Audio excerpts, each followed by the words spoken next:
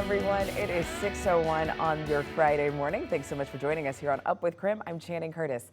Let's get right out live to meteorologist Thomas Patrick. He is joining us this morning from the Spokane Arena because some monster trucks are here in Spokane. But before we get to that, though, Thomas, you got to tell us about the forecast. I know, definitely pulling double duty today between being your weather forecaster and the monster truck expert. I mean, I'm usually a racing expert, be it F1, Indy cars, NASCAR. Well, I got to put on my monster truck hat for today. But before we get into all that fun and festivities that will be here at the arena for this whole weekend, let's get into your weather forecast. For today, it is already getting pretty nice outside. That sunshine is out and those temperatures are already warming up. We're up to 58 degrees on last observation at Spokane International Airport. That's up 3 degrees already this morning. So that sunshine working its magic for this first hour. As we look ahead at your day planner, it is nothing but sunshine for this day on this Friday, with our temperatures in the mid 80s through this afternoon. And the weekend ahead also stays in the 80s. Saturday, the warmer of the 2 days, but Sunday definitely the windier of the next few days here. So coming up, we're going to detail how strong those winds are going to be for this upcoming Sunday, and of course have all of the monster truck goodness at the arena. Those details and all that fun is coming up in a few minutes. All right, we are taking a live look at I90 and Freya this morning because we do have a construction alert for anyone who is heading out the door for their morning commute today. The off-ramp at exit 238B on westbound I90 reopens today. So that's the intersection of Thor-Freya. According to the city of Spokane, the eastbound exit of Thor-Freya will now be closed today starting at 6 a.m. So just a couple of minutes ago, that got underway. Now, for a complete list of closures around the city, you can head to our website right now at krem.com.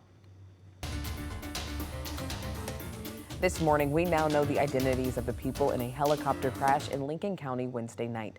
The county coroner identified them as Ryan Sandvig from Spokane and Mark Mantefall from Coeur d'Alene. The NTSB is investigating this crash now and documenting the wreckage. A preliminary report is expected within the next 30 days. Yesterday, KREM 2 was able to speak exclusively with a woman who lives about a mile from the crash site. She says that area sees a lot of air traffic, but that this time something sounded strange.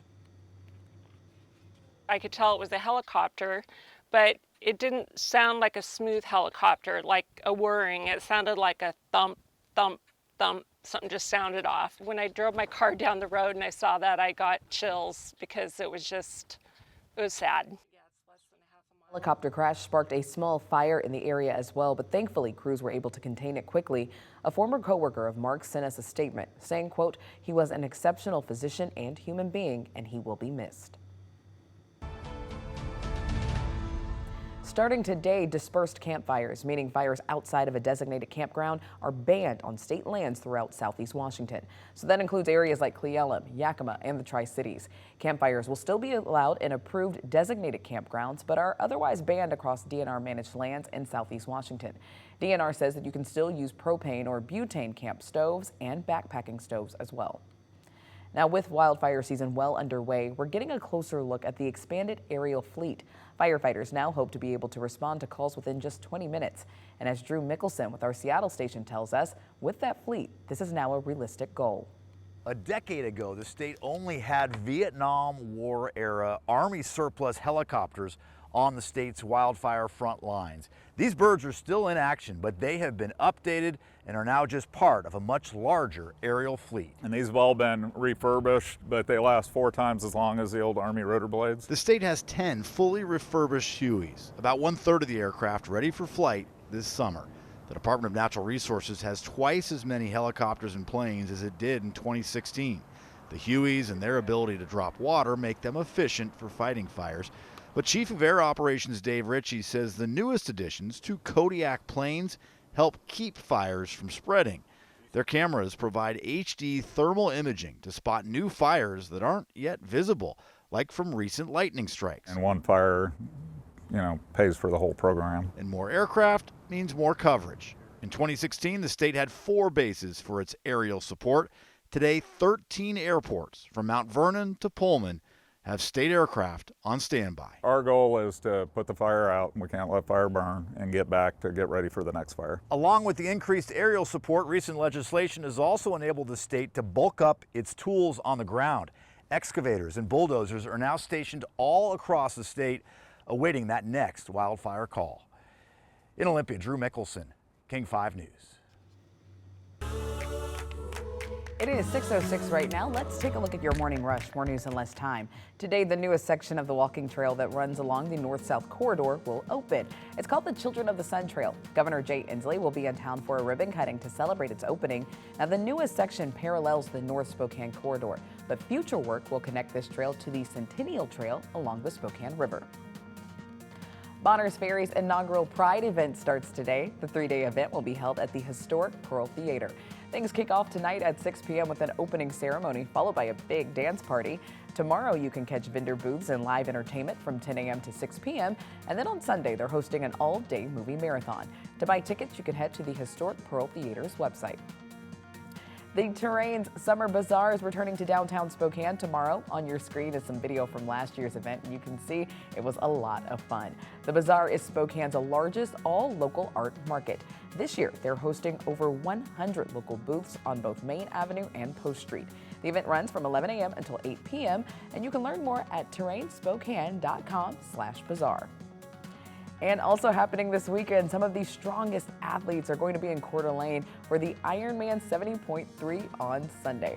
This is video of last year's event as well. Racers will swim 1.2 miles in Lake Coeur d'Alene, then bike 56 miles and run 13.1 miles.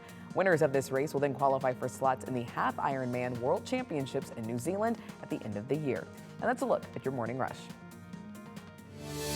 Like I just mentioned, there is a lot of fun taking place throughout the Inland Northwest for the first weekend of summer, including Hot Wheels Monster Truck Live taking place at the Spokane Arena. So this morning, we sent not only our meteorologist, but also our resident racing expert, Thomas Patrick, down to the arena to check out all of the fun and all of these monster trucks. Because, Thomas, that tire is about as big as you are. That's massive.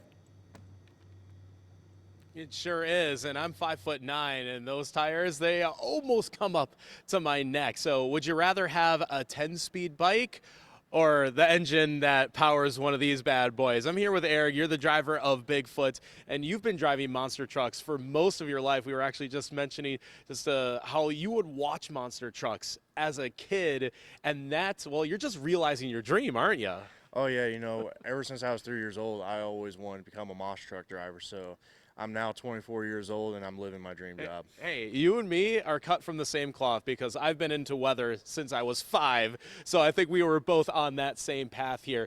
But you have been behind the wheel for a number of years. Actually, how many years have you been behind the wheel? So I've been around for about 3 years now, Okay. but I've been watching and studying for my whole life. Yeah, isn't that so cool? Because I had heard that the awareness that you have to have of your truck, because you're sitting so tall, and you got not only just your front bumper, but you got to know where your rear bumper and all your corner panels are all at the same time while you're doing all the tricks across the arenas, right? Yep, yeah, that's exactly right. So we like to call it the four corners of the truck, and that's generally when we're talking about the four tires of the truck. So we do a lot of small arena work, so we have to know where our truck's at all the time, even when we can't see it behind us or we can't see it in front of us too, because we're so tight in the seat that we can only see with our eyes. We're not allowed to move at all. Yeah, and you said that the donuts are part of the performances and a part of the races that are going to be here. And when you are just spinning and spinning and spinning, how difficult is that? Is there like a point that you have to look to lock in so you don't get yourself too dizzy? Yeah, you know, you have to look around a lot because not only we're looking at what the truck's doing and what our gauges are reading, but we have to watch all the race lights that are going around too, because that's how we know when to stop.